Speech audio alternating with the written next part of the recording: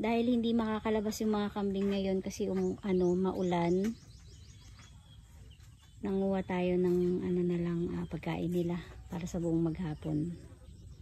Basa na yung lupa, so pwede na tong iroto, or pinuhin.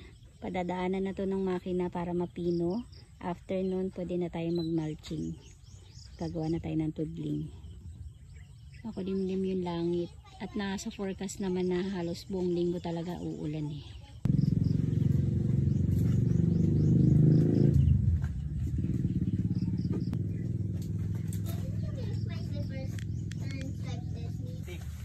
Testing kung kakainin, hindi namin alam. You get some more other. He's sniffing it. Same for me. Can I make But it's spitting it out. You are pasaway. Eat it. You are so Eat pasaway. And your horn? It's growing. It's getting long na. It's growing. Wow. I'm good.